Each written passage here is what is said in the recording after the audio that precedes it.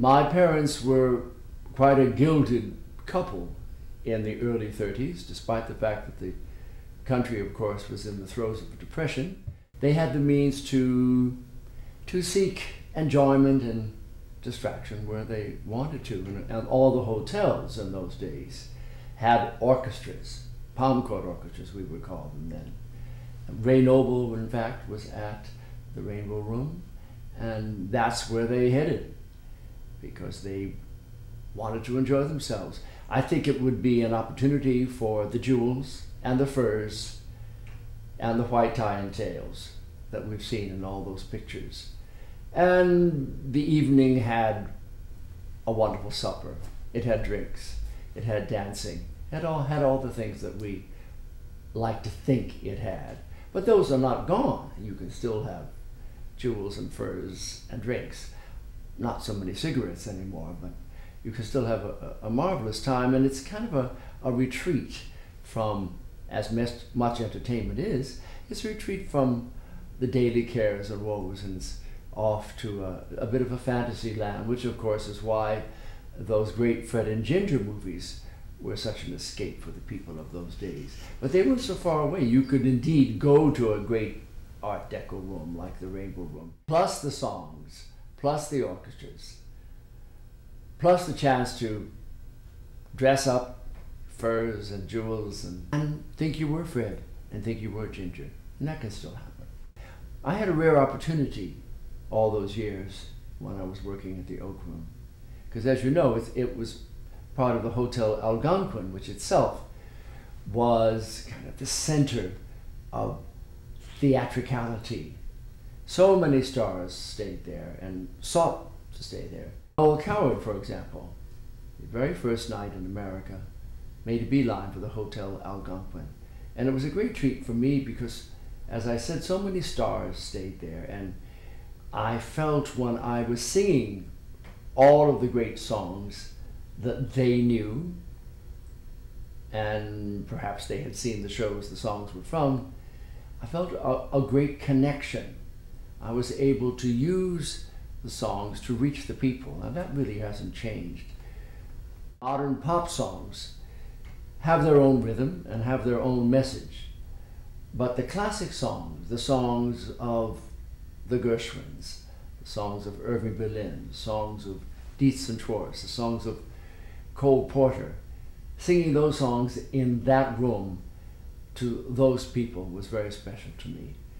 But that goes on even now.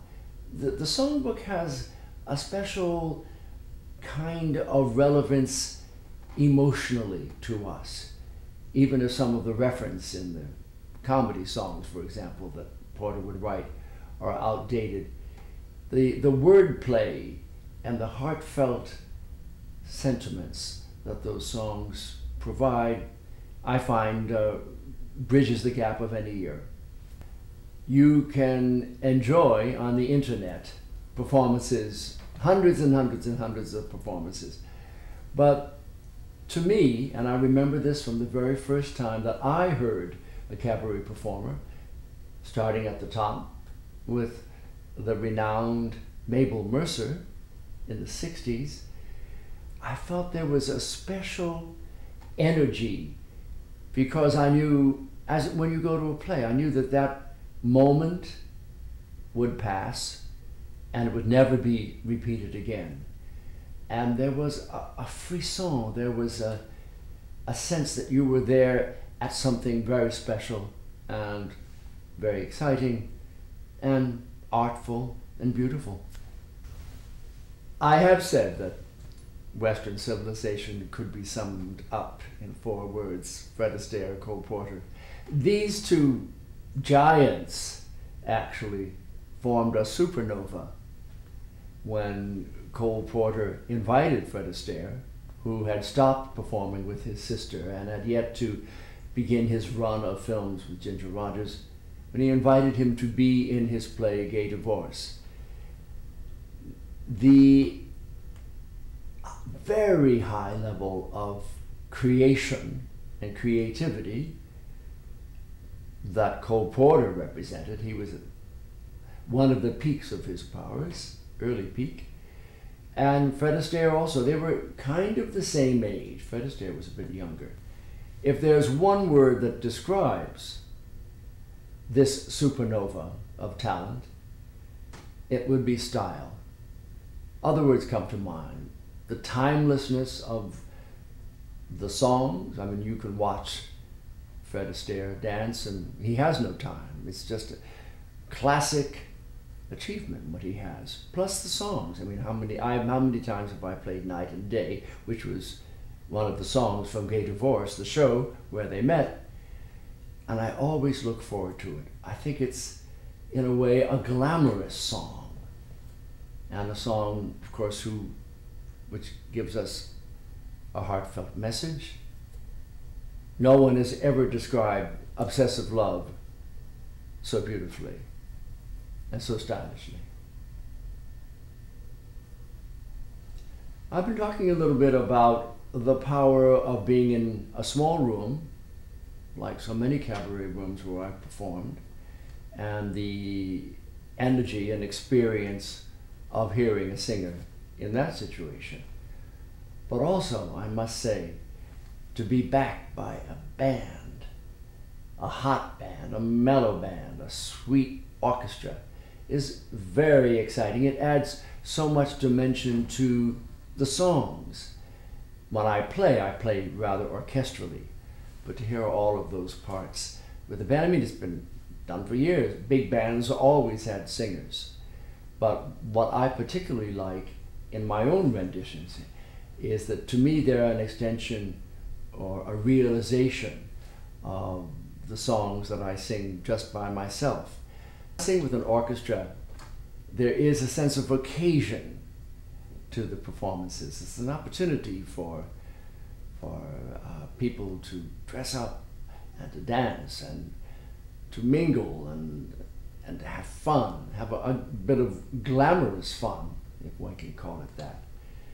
It becomes an evening that people remember. In the still of the night, as I gaze from my window. Cole Porter's song, and I join many in preferring this song, is In the Still of the Night. Why, you might ask? Among the myriad of Cole Porter songs that I enjoy performing, it has a special quality to it that I think characterizes so many of the great songs. I mean, you can have a song about being happy in love, not that many people compared to the people who are unhappy in love, but this song captures the yearning. Ooh, you love me as I love you. Do you love me as I love you? And it marries the words and the music in an extraordinary way. I think it's a work of great popular art. The American Songbook, as it's now called, represents a body of work. It's a particularly American compilation. I have a particular affinity and interest and identification with Fred Astaire and Cole Porter. I felt that way since I first discovered them. They represent the highest art, in my view. They celebrate all the emotions that we look for in the great songs that were written for them, and they were superb songs. Many of the composers were fresh from Europe, and they were mingling their work with jazz, and we have great songs like Night and Day, for example, a classic Cole Porter song. Night and day, you are the one, only you beneath the moon and under the sun.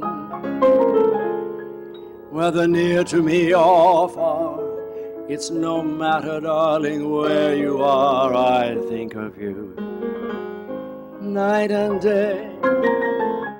I had the rare good fortune to grow up with these great songs from what is now called the Songbook. This was in the 40s, and my parents, fresh from their dancing at the Rainbow Room, we listened to the radio and we heard Bing Crosby, I remember so much, and so many of the other great vocalists performing these songs.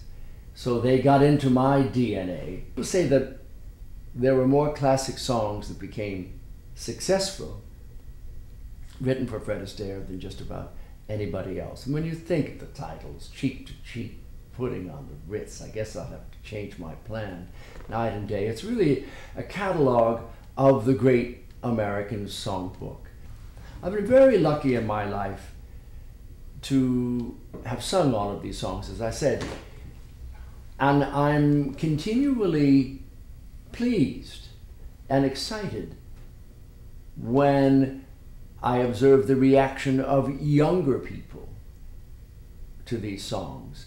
Of course, they have their own music. We all have the music that we have growing up, but when they realize that this great collection of songs exists that they might not know about, but their parents knew, their grandparents knew, I find that they react to the conciseness of it, they react to the poetry of the lyrics. They don't necessarily view it as a replacement to the songs that they enjoy, but as something extra and something special.